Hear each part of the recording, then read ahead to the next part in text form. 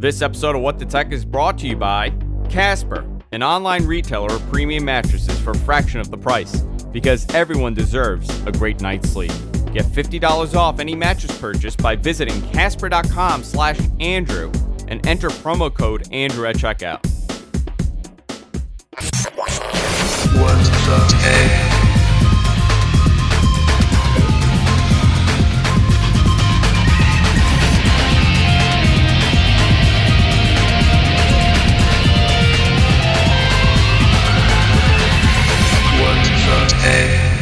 Hey everybody, welcome to What the Tech. I'm Andrew Zier, and I'm joined by a very busy Paul Thurrott. How you doing, Paul? Pretty good. It is a crazy couple months. You were just saying on the air before we went live. You know, we do a show live every week on Tuesdays, but today we're recording on Monday because you are traveling tomorrow to go to Build, and then you're going to Chicago, and then you're going down to Vegas or Arizona, and then you're driving back, and then you're going to China. Yep. Did I miss anything? DC. Yep. France. Ireland. Jeez. I don't know how you do. What's that place? That terrible place in Florida? Orlando. Do you hate Orlando? Is that a thing? It's okay. That's a thing, huh?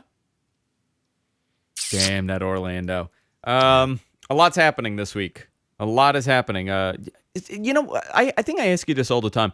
Is there like a formula you follow when it's like an announcement like this, when Build is happening? Like, how do you, I guess, get the information, process the information, post about the information? I mean, is there like a thing that you have to constantly follow to kind of get it out there? No, I mean, this particular event, I'll be there live. So my understanding, there'll be keynotes on both days, the first 2 days of Build, which are Wednesday and Thursday. My understanding is that Wednesdays is the big day, and that will be all the news, whatever it might be. I don't really have much of an inkling as to what it might be. I mean, we can guess. Yeah. I guess some of it. So do you spend Tuesday kind of preparing for this, for Wednesdays? No, there's not much to prepare for. I mean, I'm it's funny when you look at my schedule for the trip. I'm busy on Tuesday. I'm really busy on Thursday. I'm also busy on Friday because I have things in the morning, and then we're going up to Petaluma for Windows Weekly. But the one day I've got nothing on my schedule is Wednesday, which is in fact, well, except for at night. There's like an event at night. That's probably going to be the busiest day, actually, because that's when all the major news is going to happen. And so, I mean, some of it will be writing live from the keynote address, although I'll probably mostly take notes, possibly do it in Twitter like I've been doing lately. And then spending most of the day writing about what happened, I would imagine. So we'll see. I don't know. I imagine you like preparing and going into like total DEF CON mode where you're like strapped, like, okay, we got to push this. We got to do this. Like a whole team of mini Paul Thurrotts running around. Yeah, I wish I had that team of mini Pauls. Just tiny little Pauls. No, it will be fine. It will be fine. It's a lot of people want us to talk about Build, and we are going to talk about Build. Last week we kind of touched on it. People enjoyed the conversation. I got a lot of positive feedback about last week's show. But before we go into it, I don't want to stop when we're talking, Paul. I don't know if you know this, but you and I could talk for hours. I've heard that. And, I don't want to derail anything. So I want to talk about, before we start the show, I want to talk about a great company. And, one thing that I've always done is I don't take ads from companies that I don't use. Almost every single advertiser that we've ever had on the network, I use their products, from Squarespace to Carbonite, and now to Casper. What is Casper? And you wonder, like, why Casper? What is going on with Casper? By the way, there are Casper ads all over Manhattan. It's unbelievable to see how this company has grown over the last year. They started off online, only doing online ads, and now they're doing billboards, they're doing buses, they're doing trains. It's a great company here in New York. They're located at their warehouse. What is Casper? They make really high-end mattresses, latex and memory foam based mattresses. And they sent me a mattress. We're using one upstairs in my bedroom. And it's unbelievable. It comes in a box. So it's just sitting. It was sitting there for like a month, because I had to get like a frame for it. And I didn't know what to expect from this. How good could a mattress be that comes in a box? Actually, really good. It's a very good mattress. Probably one of the best that I've owned. Just great technology. Lasts a long time. You get a 100-day trial, so that really helps too. I was just telling someone about it today. They're looking for a new mattress, and they were really shocked that you could sleep on this thing for 100 days and return it. And no, you get all your money back. They just come and they pick it up from you. And how great is that? Casper.com/Andrew. And if you use promo code Andrew, you get $50 off your mattress, which is a great little deal. For their mattress, they have all different sizes. Go check out the website because it's a really well done website. It's a really interesting company to see that they've taken a mattress and they've kind of become like this tech product where they've kind of done well based on the technology that's in their mattress. Casper.com/Andrew. You get $50 off when you use promo code Andrew at checkout. I want to thank Casper for supporting What the Tech and the GFK Network. And by the way, mattresses are all made in the USA. And it comes in a box. I never imagined that I would actually be sleeping on a mattress that comes in a box, and it is the best mattress I've ever owned. Thanks, Casper, for supporting the show. All right, Paul. Yeah. We have a lot to talk about. Okay. Where do we begin? So I guess, you know what? Maybe we should keep the build stuff to the second half of the show because I want to talk about the Project Fi that Google put out. Yep. They announced this later in the week, so we didn't really get a chance to talk about this last week when we did What the Tech. So I wanted your point of view on this because it is interesting that they've partnered with both T-Mobile and Sprint. Right. And a lot of questions about this, like how is the handoff going to work out when is it going to drop? Is it going to reconnect? Is it going to, amplify the cell signal if both are in the area? So I'm curious on how this is going to work. But I wanted your point of view on this. What do you think of the service? I think it looks great. I mean, by definition, in the beginning, it's going to be very limited, right? I mean, like a lot of Google beta tests, it's invite only in the beginning.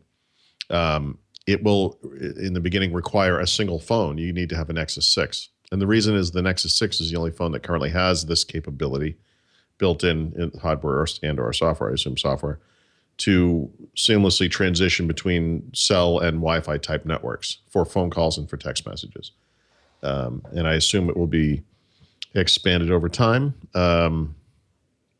both to people and to different phones. I mean, as that support comes online.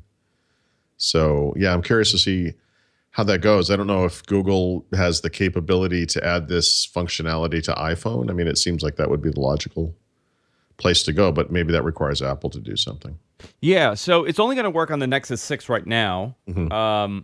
Okay, I get it. The pricing is competitive with the current price structure. Pricing looks great. Yeah, I mean it's you know what it's competing with? The prepaid plans, like the Go plan from AT&T and T-Mobile. They're not cheap. Like it's not like cheaper by a tremendous amount, maybe a couple bucks here and there. I think T-Mobile's a little cheaper when it comes to their plans, but the only thing I wish it was different on the pricing was it looks like you have to really kind of read it to understand how it works. But I wish they had a system where you just paid for what you used. And what they did instead was you actually pick an amount per bandwidth per month. And so you might say, well, I want 2 gigs of data or whatever, 3 gigs. And the price goes up, $10 a gig or whatever. The thing that they do that's nice is if you don't use the data, it gets applied to the next month. And it keeps going like that. It keeps kind of tacking it on. It'd be better, I think, just to have straight pay as you go. Yeah. Maybe this month I only use like 1.5 gigs and I pay however that might work, $15 for that. Next month, because I'm traveling, maybe I use 4 gigs, so I pay $40. Like, I think that kind of system would be really cool. So it's still better, but I just wish they went the logical distance. But they didn't. What would you have wanted them to do?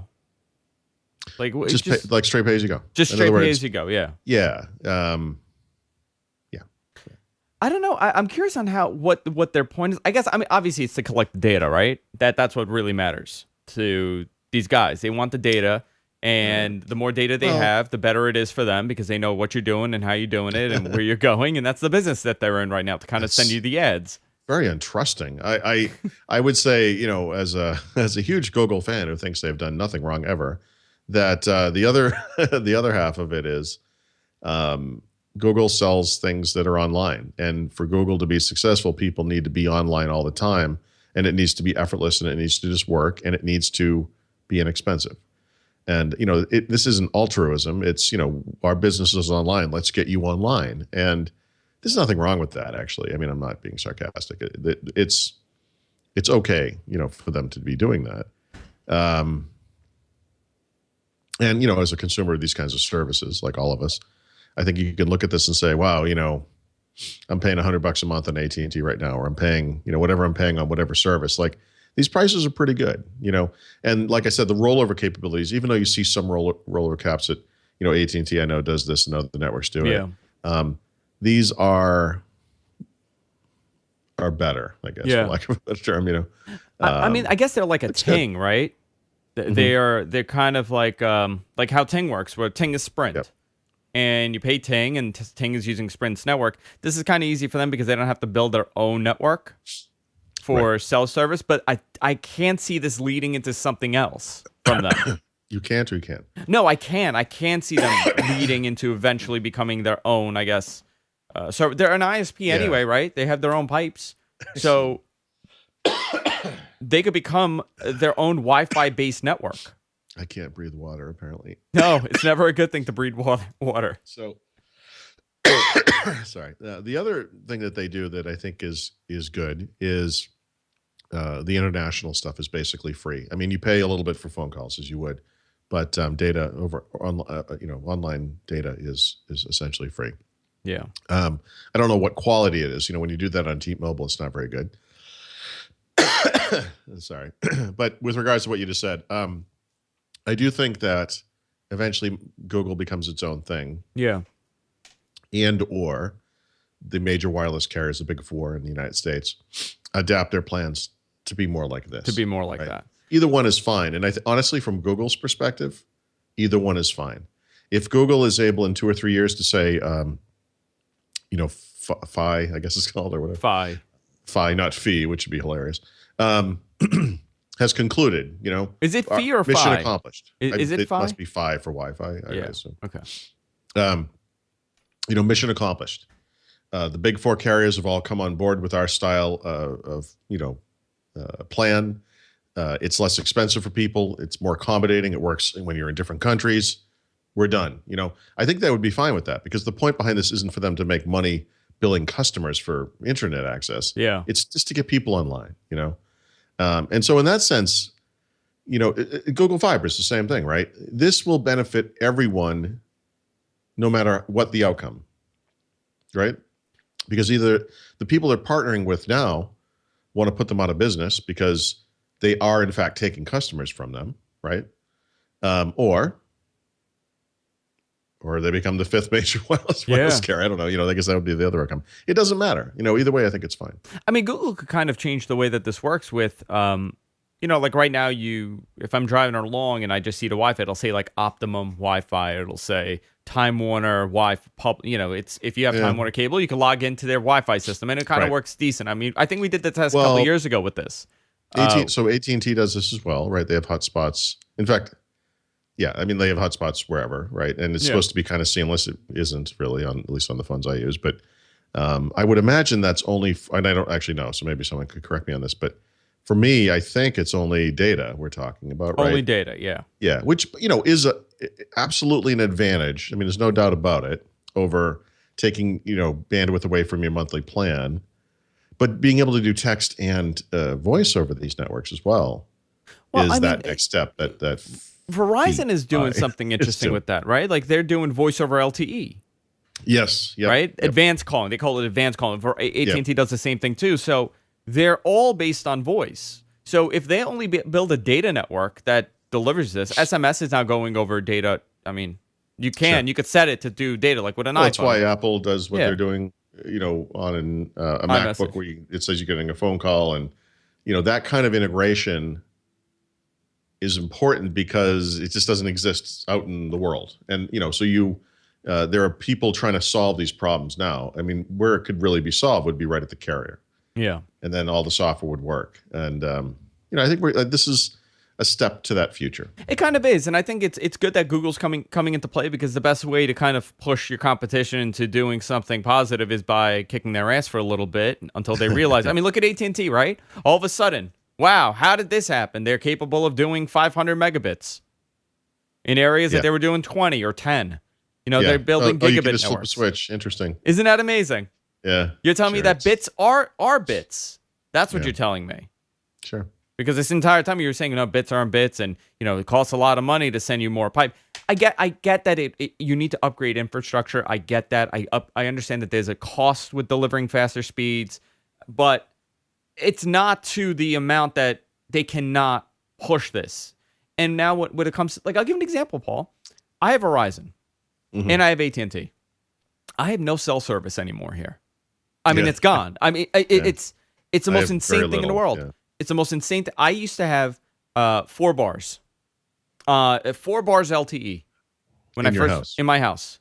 Anywhere in my house. How would that change? Like, what changed? I think what happened, whatever building or tower existed that was leasing it to AT&T and all these other carriers, maybe it went away. Maybe the building got demolished. Maybe the new owners decided they don't want to do this. Right. We totally lost cell phone coverage. I call Verizon. Verizon comes. They stand outside of my house. I go, no, there's nothing wrong here. You got reception. I'm like, yeah, but it's 1 bar. Right. What do? You know what you do when there's a Google that comes into play, and now they're offering perfect service to you. Yeah, I was just say a lot of the time you don't have anything to do because you don't have a choice. You don't have a choice I because think that's the T-Mobile nice too. thing. Yeah. It's T-Mobile. You and could get Sprint. a cell phone repeater kind of thing, right? Like a router type deal. But most companies don't give you that for free. I think T-Mobile might give you one of those for free. But I don't think it's 4G, is it? Just data. Oh, It's it might just not voice. be. But Yeah. no, but the point would be for phone calls, essentially, I would imagine. So really, when you look at it, the more competition exists, the better it is. Google's reasoning to get into this, obviously, they're not doing so great in the mobile front when it comes to their ad, because it's a different way to deliver ad space. It's a different way to, generate revenue. It's not in front of a browser on a computer. So the best way to collect the data is to know exactly where you are at all times. The carriers are the number 1 data miners. Really, if you think about it, they know exactly where you are at what hour and what you're searching. So why not, kind of become them? I don't know. I think it's going to be interesting. Did you sign up for the beta, for the program, the invite? I did. Yep. Yeah, I did too. I got an invite from Google to something the other day. Right after I signed up for this, I got an invite, and I got really excited to getting in, but it wasn't that. It was something else. Was it the, what's it called? That news thing? Like a new way, like a way to monetize your blog kind of deal? I think so. What is I can't think of the name of it. You know what? I got so disappointed. I didn't even read it. Right. I actually thought that was kind of cool. And it was like a way to get people to pay to read your website, and they could pay at different levels and the amount of ads would go down. Oh, interesting. Okay. It was it's basically an alternative to traditional web advertising. To AdSense style, billboards. Yeah. So in other words, if if ads ever go away on the internet, Google will be there to, help out with whatever may replace it. So it would be if I go to Thurrott.com, right? And then I see you, obviously you have ads, you got to pay for the site. You could have different levels. So the more people pay, the more people pay, the less ads I think exist. that's how it works. And I wish I could remember the name of this thing because I'm actually kind of intrigued by it. Yeah, I wish I could too, because I got the email, I got so excited, and let's see. Oh, Contributor by Google. That's it. Contributor. Claim your invite. I didn't even claim it. Is that what it was? Is that what you're talking? Yeah, Contributor by Google. A little while back, you joined our wait list for Contributor by Google. Good news. I don't even remember what this is. Contributor enables you to see fewer ads online, and in return, fund the people who create the site that you like. It's nice. Okay. Yeah, so $2 on average, you'll see 5 to 15% less ads. $5, you see 15 to 25, and $10, you see $25 to $50. $10 a month if you're, a fan of Paul Thurrott, you may think that that's a good deal. You see less ads. Regardless, I think a lot of people just fund it. They don't even care about the ads. They'll just do it because they enjoy the website. Right. Yeah. So, by the way, this is kind of random, but a friend of mine, Ryan Loudermilk, coincidentally, just tweeted about ordering a microcell for his house. And a microcell is that little, it's a little router looking thing that lets you get 5-bar coverage in your house. Okay. So it acts like a mini cell tower. But you have to buy this thing. And I think you have to what does it say? Yeah, it works. It requires broadband, right? Yeah. So it sort of, I guess it sort of helps this stuff work over broadband. It's weird that you can't just order this from the site. It's weird that I just can't get service. By Yeah, the way, right. here's the other thing, okay? And people are posting like find out like the cell reception links. My neighborhood has tremendous service. It's just my block Yeah, just where you are. Yeah. that doesn't. If I go up 2 blocks, I mean, I'm getting 40 megabits by 40 megabits, LTE, which is unbelievable. Right. So it's just my specific street.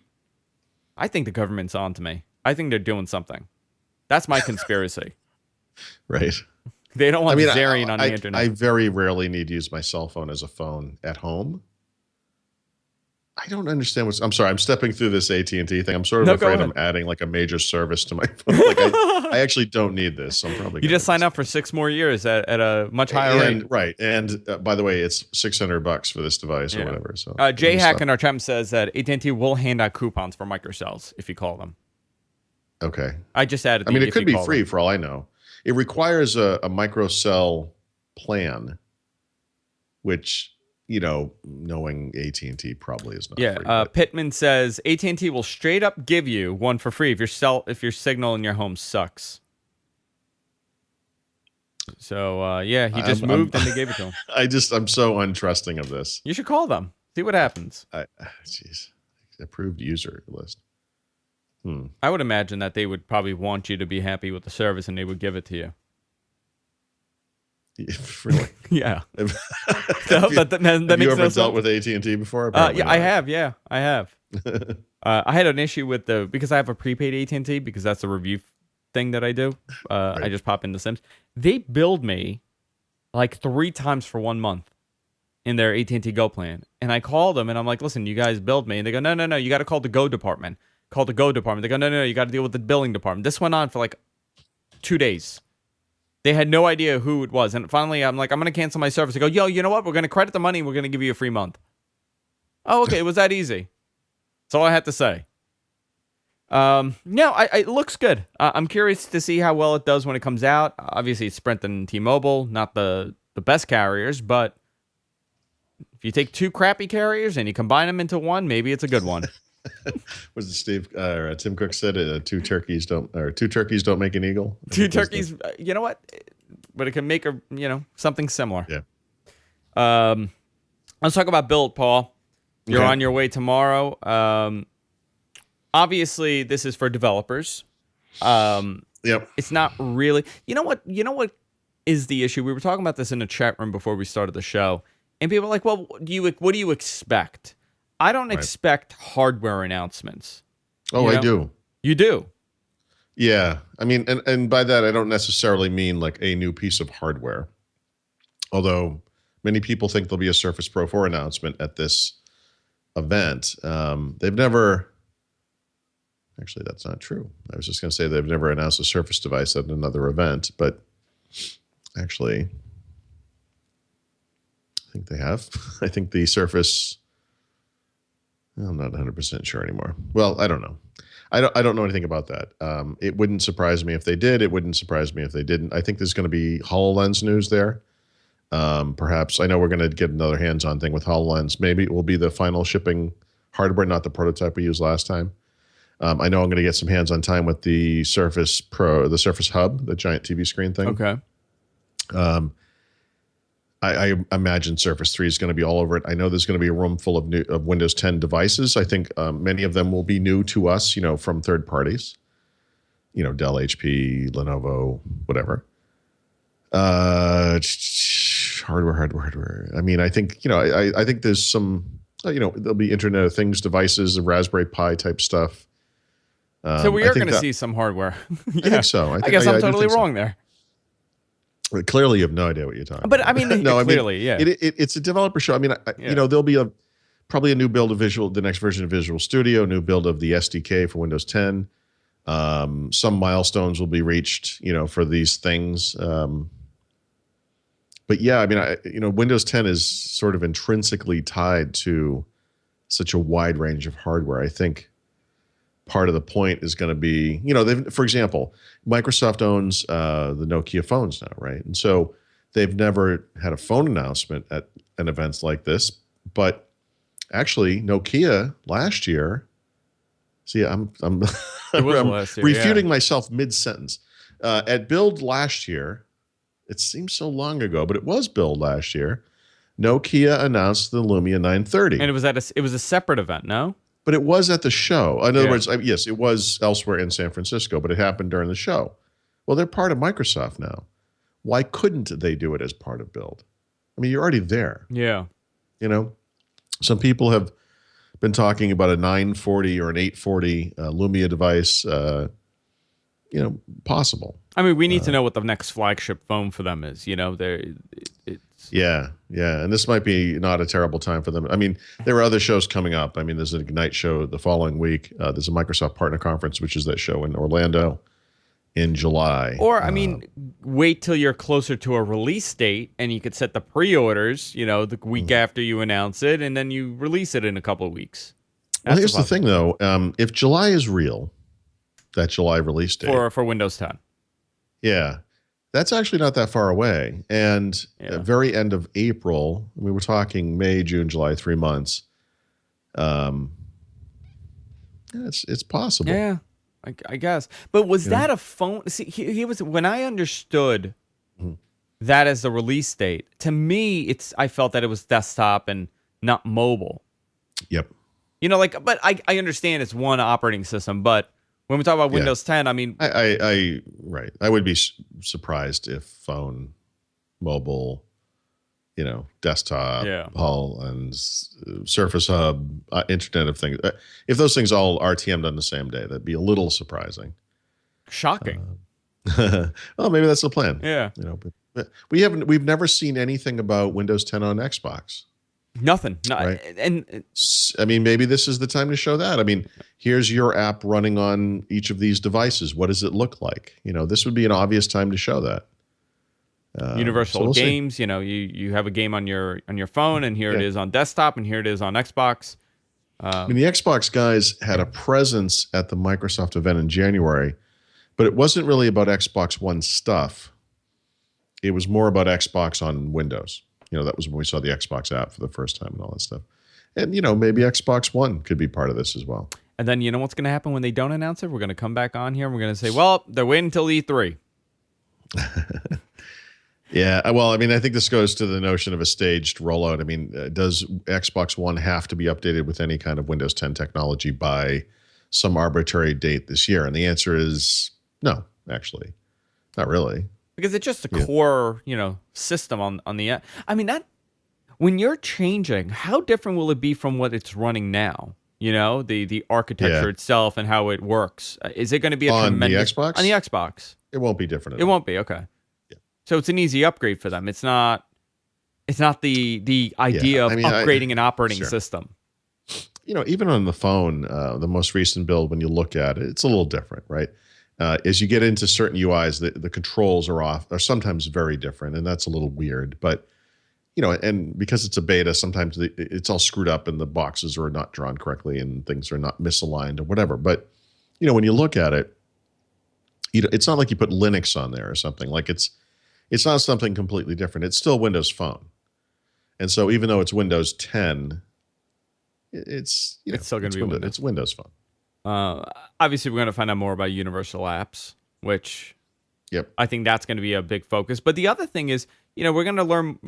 I think they're going to kind of push Azure and their cloud services more than anything else at this event, because that's been really the story over the last year about how they're building their cloud services, and Azure is really picking up steam. And between that and Internet of Things, that may be the big focus of two things that we don't know exactly what they're doing with. Like, we use that term Internet of Things, and now we're understanding, the Raspberry Pi, but we don't have all the information when it comes to that. Like, they're not talking about Microsoft Windows 10 powered refrigerators and ovens. You know what I mean? Like when we say the Internet of Things, which it is a possibility. I mean, aren't we? I mean, yeah, I actually, guess we are. I would say we are. I mean, yeah, of course we are. It's right. I mean, yes. When I think about the Internet of Things and where they're going to really benefit, QNX does really well in the car, and Microsoft has not Yeah. done so well in the car. Home automation, home connectivity. I mean, that's going to really be the driving force of, the code that they're using and how they're implementing Windows. To me, it's just going to be Windows is going to be the core for many of these systems, and they may look different all across the board. But Windows, it's a Windows machine. You know what I mean? Like Yeah. it's just it's still Windows, but it may not be Windows. I'm just trying to see how they go beyond. Like with a Raspberry Pi, to run Windows is great, but what else are you going to be able to do with it?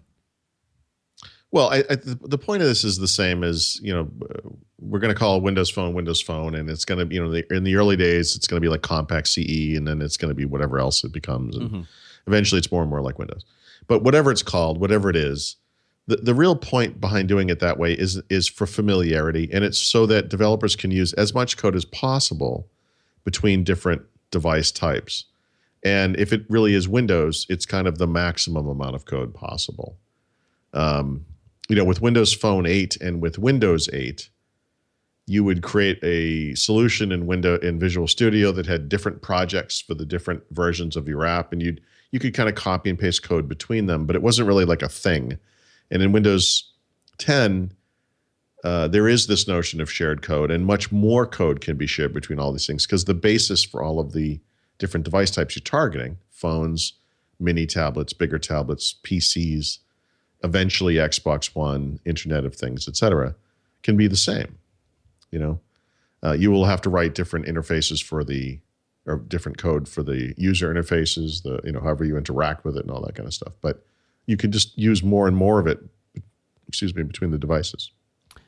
What are you thinking is going to be their prime focus this year? Do you have any ideas on what they're going to focus on more this year than they have in previous years? More what they're going to focus on more with regards to what? During their keynote. Oh. It's funny. As you were just talking a few minutes ago about it's going to be Windows here, Windows there, and blah, blah, blah. And I was thinking to myself, this is kind of interesting because Microsoft is pushing this mobile first, cloud first thing where it kind of doesn't matter that it's Windows. Like Microsoft stuff is going to be everywhere.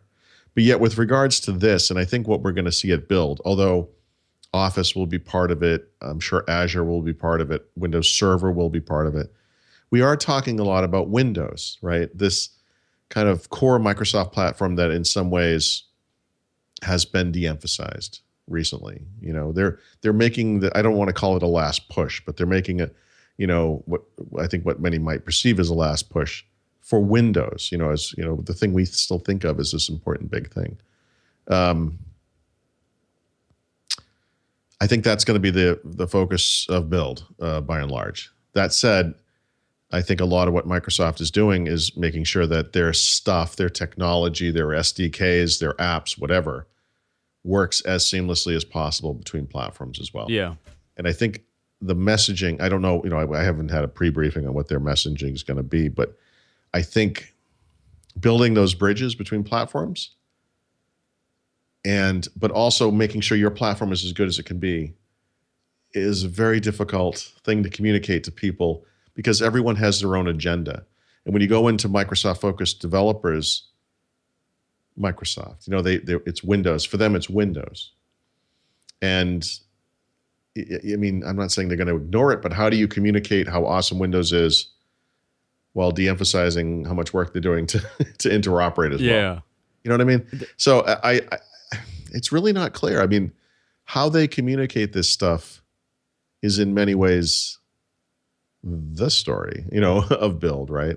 Not the specific announcements, because there'll be 10 of them or 20 of them or whatever.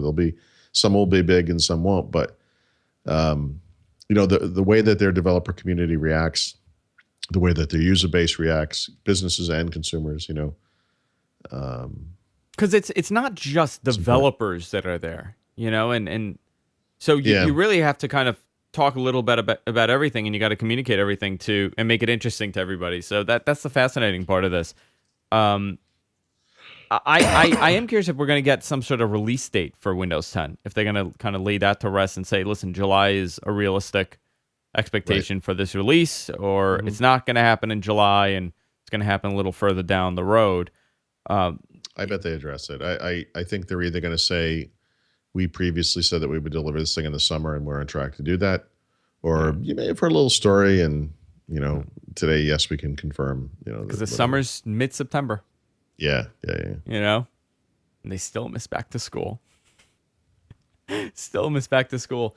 Right. We were talking about this before you came on. I was in the chat room. We were talking about how Apple does their announcements and how Microsoft does their announcements, and why certain expectations. When it comes to build, why the hype isn't there sometimes, and that's because Microsoft throughout the year announces certain things. Right. Windows technically build is WWDC. I mean, if we're going to do some sort of comparison here, Okay. Apple doesn't release any information about their future operating systems until WWDC, and they lay out all these numbers and all these statistics for the new operating system. They give you a little preview, and that's what it is. This is what we're doing, and it's 20 times faster on the GPU, and it's 10 times faster on the CPU. Microsoft doesn't do it that way. Right. It's a little different. So It's very different. They kind of miss that entire. Did you see what Microsoft announced? The next Windows. Yeah. So, by the way, there's a reason for that, and Microsoft is desperate to have that kind of cool consumer cachet front page of the New York Times extravaganza of information that Apple gets, twice a year or whatever it is, 3 times a year. They really want it. They want it badly, but 65% of Microsoft's revenues are driven by businesses. And businesses don't want a surprise once a year. They want to know exactly what's happening. What's happening, yeah. Yeah, and they really have to lay out much of what they're doing according to those kinds of things. So, for example, this is a really good example, actually. We don't know if Microsoft's going to announce Surface Pro 4 next week, if they're going to announce it in a special event in July, or if it's going to come in October. It could be, who knows? We really don't know. What we do know is that last August, and I don't know why I remember this date, but last August, Microsoft issued a statement where they said, we just want to let everyone know that the next version of Surface Pro will be fully compatible with all of the accessories that we've released for Surface Pro 3, including the dock, the pen, the video adapters, every type covers, etc. Right? Why would they say that? Why would you say something like that potentially a year before you even announced the thing? It's because there were businesses coming to Microsoft saying, we're very interested in Surface Pro 3. But when we buy business PCs from Dell or HP or Lenovo, there's a guarantee that this platform exists and persists for several years. And that when I buy a Latitude D series and I want to plug a DVD drive into the battery bay or whatever it is in that hunking East German laptop they used to sell, those things will always work. That's the point. Yeah. They don't want to buy into obsolescence. When Apple releases, actually they keep their laptop products around for a long time, but Apple every year or two will just redesign a product. If you're a corporate buyer buying these things in volume, it's not what you want, because then it stops working with certain accessories, right? They want some understanding of it. Now, Apple may privately go to some company and say, don't worry about it. The Lightning connector in the iPhone is going to be around for 5 more years at least, or something like that. But it's not public. They're never going to come out publicly and make that kind of announcement, because it's the absence of drama. When you spell it out like that years in advance, you've just ruined any chance of doing something exciting. Well, I mean, that's a pre-order thing for me. Why announce a product months in advance and not allow people to pre-order? Because half the battle is getting people's attention. And now that you have their attention, I mean, look what Google did with that stupid Chromecast, right? And by the way, it's not stupid. For the people that use it, it is not stupid. I'm just saying, it's a tiny little Anything device that's inexpensive enough to be a prize in a box of Cracker Jacks. $30. You know what I mean? Like, it virtually. It's okay to belittle it, even if it's useful. We use it all. Because I'm gonna get the message saying, you're an idiot. I use a Chromecast every day. I know, if it works for you, it's great. But if you think about this thing that they announced, why would they say it's available right now? Because they want to go based on the hype. It's inexpensive and it's an impulse buy, and people are gonna buy it. If they said it's coming out in 2 months, I don't think they would have had the reception initially that they received if they had done that.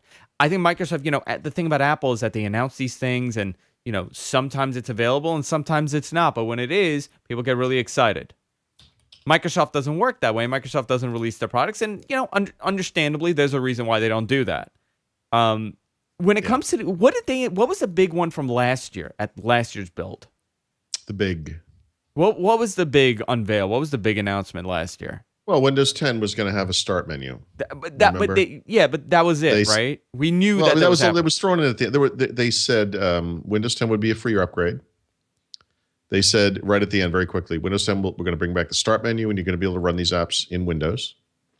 Right. So, in other words, we're reversing the Windows 8 thing. I mean, those weren't the center points of the presentation, but they came right at the end and were in many ways the big news. But we didn't get, this long list of features that are being implemented and the way that it's going to do battery management in Windows 10. Like, we didn't get that long list of features improvements. No, they mentioned Internet of Things. Windows for the Internet of Things, I think was how they called it. No, I mean, they did a Windows 10 event in last day of October, first day of October, I guess, and did a server.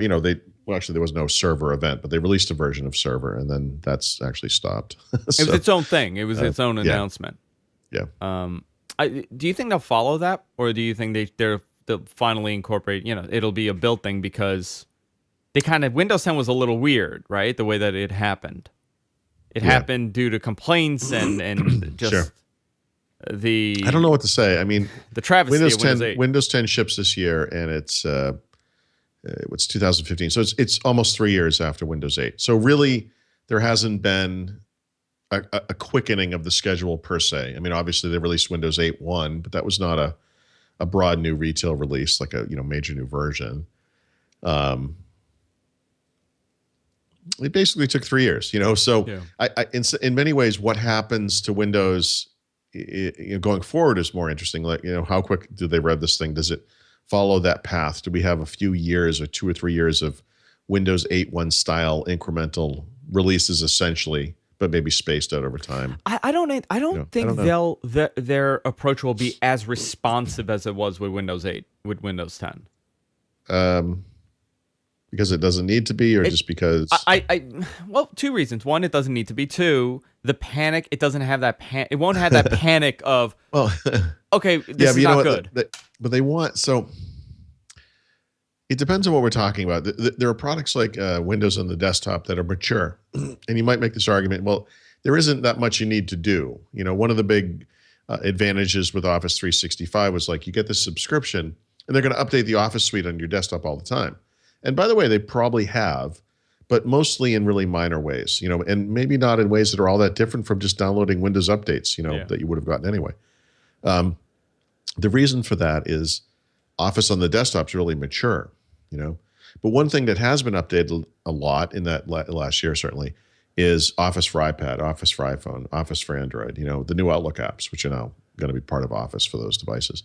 Office mobile, whatever they call it, Office Universal apps on Windows and Windows Phone will be updated, I bet frequently, because they're kind of new.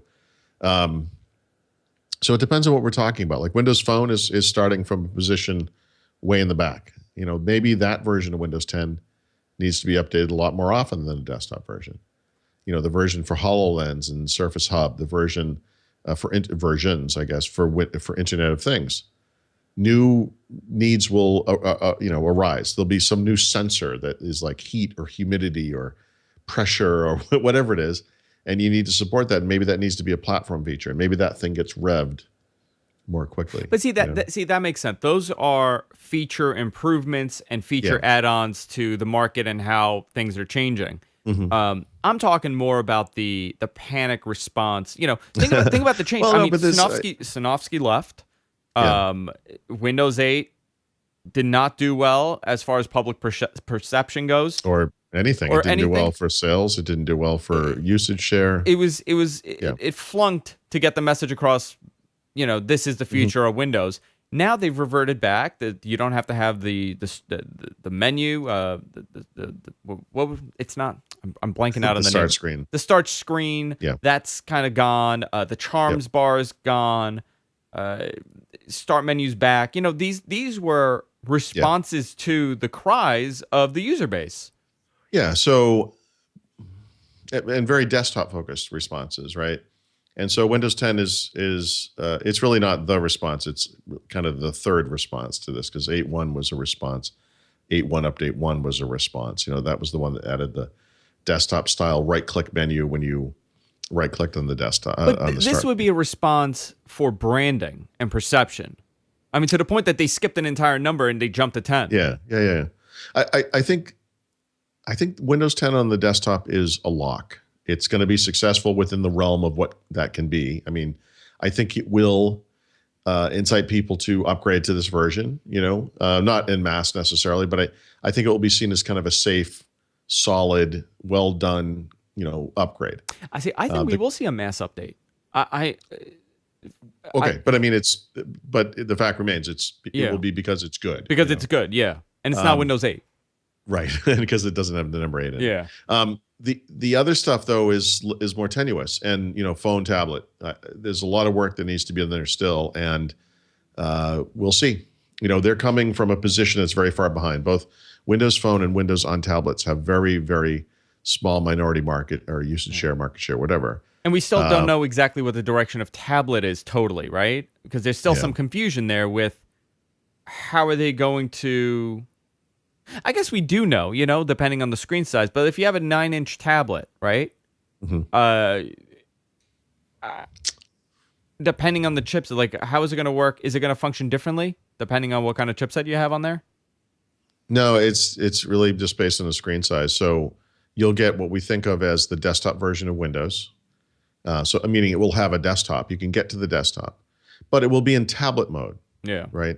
And that means that everything's going to be full screen. It means that the taskbar will be displayed by default, but won't have all the apps in it.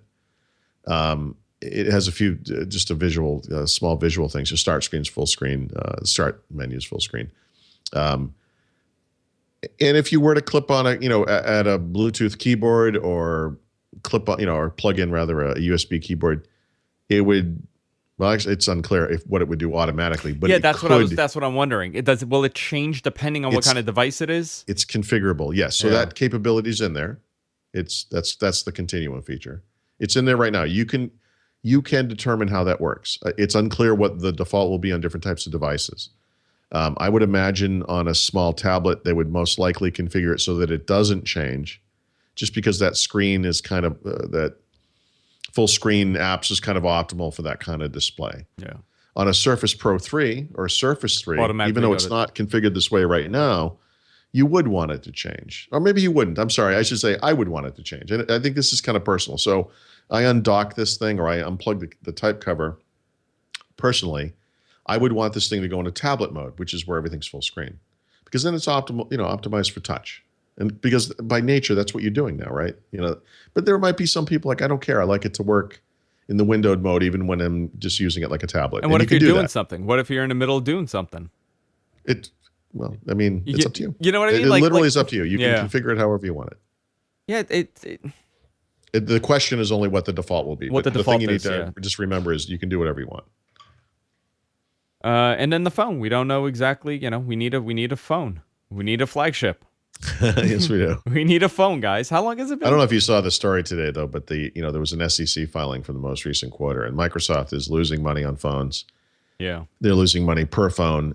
They're losing less per phone because they've actually. I don't think I put this into the story, but there was a fairly significant cost reduction between the time when they acquired Nokia's businesses and today with regards to the cost of revenue. It went from something like I don't want to say the numbers because I'm not sure that this is true, but let's say from $4 billion a quarter to $2.4 billion. So what equated to that? Well, they got rid of a lot of people. They fired everybody. Yeah, I think that was actually a big part of it. Yeah, I really do think that was the lion's share of it. I mean, Microsoft is desperate to show that there is a organizational, structural, I don't know what to call it, benefit of the synthesis of their software work that they were doing before on Windows Phone and the hardware work that Nokia was doing as Nokia, and that by bringing them together in some kind of a peanut butter cup kind of situation, that this thing is just inherently better. And I would say from a development standpoint, it probably is, but the thing they haven't shown yet is that it could be better from a financial perspective. It isn't quite gone there. So they're losing money on it at what? Okay, I hate to play this whole what if game, but at what Yeah. point do they say, well, we're still losing money on this, or is it just a Right. So by the branding way, that thing could for them? happen. That could happen within days. Within, So yeah, at some point, this is too so much. what happens is you spend X $7.9 billion in this company. They are basically making a bet that they will make that money back over some period of time through a savings related to integrating these businesses. Yeah. And that also that the business will do well. They'll sell more phones than they ever had. They'll see greater success. The ecosystem will grow. They'll make money when everyone buys apps. The whole thing is going to grow. So they'll say pretty much, well, we're losing money, but not as much, but look at all the people using our services. Well, actually, they're hoping that we'll make money, Yeah. over time. I'll give you an So that's example, not- Paul. Yeah. I'll give you an example. I worked for a very large retail company. I'm going to take a sip from a mug that has a name for one. I see. And I used to work with their numbers. And Okay. they had stores that would hemorrhage money. Their contribution to the company was like a negative 8%. Right. And I asked him, I'm like, why do you have this location here? He goes, it's prime real estate. Yeah, but you're losing. You're hemorrhaging money. I mean, Yeah, it's, you're losing. Your contribution is minus 8% to the company. I mean, that's bad. And I go, Right. but it's worse for us not to be here and have our competition here. And I go, oh, okay. Yeah, So it's a yeah. giant billboard that you're renting, pretty much. That's all you're doing. And he goes, yeah, it's a billboard. So, I mean, that's a cost of business, right? In other words, it's an investment, I guess, of sorts. It's an investment. It's an investment into your product and get branding. I'm not branding sure recognition. Microsoft realizes the benefit you're describing. It's kind of this is an interesting and Maybe I should open talk to them. debate. Well, no, I think they understand it. It seems like in the next quarter they could take a write-off related to Nokia. If they do, it will take that money off the books. And they've only had to do this once before. Remember, they bought a Quantive about 5 years ago. Yeah. And the reason they bought that company, which everyone knew was a dog, was that they wanted DoubleClick and they lost to Google. And they did kind of a knee-jerk, we'll take the number 2 player instead, and we'll overpay for it because now we don't want to lose again. We want to make sure we get it. And whatever the goodwill funds that they put aside for a Quantive, they basically took as a write-off. It was, I think it was the entire purchase price of the company minus a couple of Yeah, it was million something. It was dollars. something ridiculous. Yeah. It was $5+ billion. They're almost certainly going to do this again, but this time for Nokia. Yeah, but it's just when you're losing money like that on a product that has existed for 4 years, right? You mean the Lumia products? Well, the Windows Phone, division. Yeah, it's 5 years for 5 Windows years. Phone. Okay. But it was Windows Mobile before. I mean, Which that division, that business existed. but did they make money with that? I don't think they made money with that. I actually, I think they did. I mean, but it was more a factor of that business was not important, was not the kind of core to what was happening. And so in a smaller market where they had a bigger percentage of the overall money being generated, it probably was a money earner, but it was a small amount of money. It was probably something similar to their hardware accessories or whatever. Now it's bigger stakes, I mean, honestly, people think about how small Windows Phone is, and it is. But when you look at the numbers involved here, it's billions and billions of dollars per quarter. This is a major operation. Carried away for sure. Yeah. That's fair, would say. So it's I don't know why that just popped in my head. It's interesting. I mean, it's big, but it's also small, right? Compared to iPhone. We're going to find out today what Apple's quarterly results are. Some cajillion dollars of whatever, tens of millions of iPhones sold, et cetera, et cetera. So it's small compared to that, but it's still. I guess. I mean, look at Xbox, right? Xbox loses money as far as hardware goes. Yeah, They lose money on that, but they make the money on the other services. Do they? I don't think I mean, Xbox has ever actually made money. I mean, have they? There are in fact individual quarters where they've turned a profit. I don't know There are quarters that they're turning a profit, but the several billions of dollars per device that they've created, console, the R&D, et cetera, has never been paid back. It's never, you're never getting that back. Like it's gone. No, I mean, but the point is that their mentality, I'm imagining, is you're in the ecosystem and you're It's now expensive. committed. There You're are many committed companies to that us. could, in the same way that Microsoft is one of the few companies that could just be in phones and afford to do that. They can be in consoles. There aren't too many companies that can do this. It's very hard, very expensive. Phone, console, desktop. This is all. These are all. These are big businesses, and there's only a very small handful of companies that could even do this. The Windows Phone stuff. Xbox is down year over year. That makes sense because it's down, I should say, by revenue because they've cut the price of the console. So the average selling price of the Xbox One today is over $100 less than it was a year ago. And so their revenue's down, but that makes sense. And to me, as someone who follows Microsoft, if I were at Microsoft, I would have no issue with that. It's more important for that console to get out to as many people, establish a user base, et cetera, keep the brand going. It's important. Windows Phone's a little tougher. Windows Phone dragged down that business that Xbox is also part of the devices and consumers business of Microsoft. It performed so financially bad that it took down the rest of the business as well. Yeah. Like it's really a kind of a weight on the entire thing. So, and this is after a year of cutting costs, getting rid of employees who are expensive, not shipping expensive new devices, just shipping low end devices, reducing your cost of acquisition, right? The parts you have to buy to make those devices much less expensive. They've reduced costs there. They sold more devices than they did in the same quarter a year ago, Lumia's in this case, and it's still losing money. So it is like Xbox in that sense, I guess. But I got an idea. It's kind of a screwy thing. Crazy idea. You ready for this? Yep. This is my crazy idea. Take the Xbox. And with the Windows 10 update that's going to go, you're going to say, from now on, you could run desktop on the Xbox. You're selling these for $399, whatever, $399, let's say. You could use it as a desktop, and you could use it as a gaming console. It's all one. Because think about all the kids that don't have a plasma TV. It is a PC. It is a PC. You connect a Bluetooth keyboard to it and a mouse. You need an Xbox One laptop. And now you have a desktop. They're in the desktop game. It's an Xbox desktop. You know how many college kids would buy that? It's a console. It's an internet communications device. No, that's the wrong thing. It's the wrong announcement. I don't know. I mean, that's a thing. There are ways to make money with that console.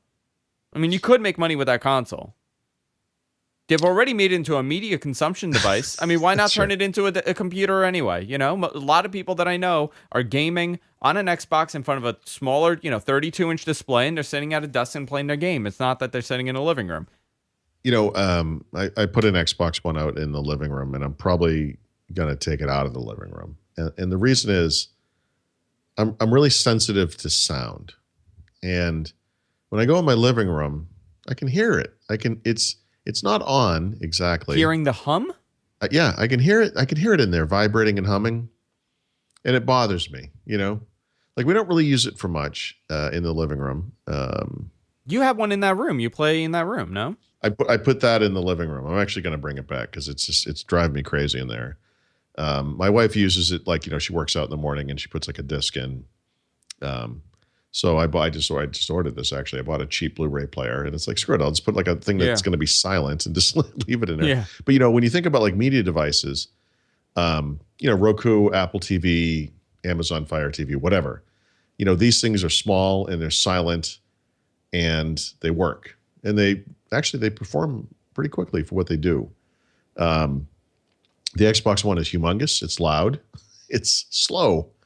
It has some cool stuff. I mean, don't get me wrong. I do like the voice command stuff. In fact, I've semi-begged my wife to try to use that. I'm like, why go in there and just talk to it and do? She doesn't choose.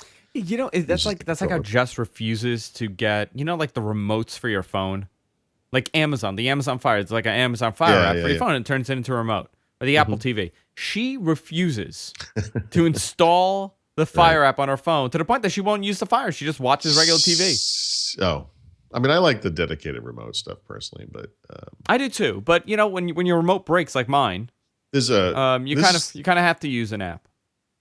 Oh yes, okay, yeah, yeah. It's nice to have too. On the Xbox One, I don't. Maybe it's Xbox Fitness, but so there's a remote, and it works from media apps, and it's fine, and it's a cute little thing, and it works okay.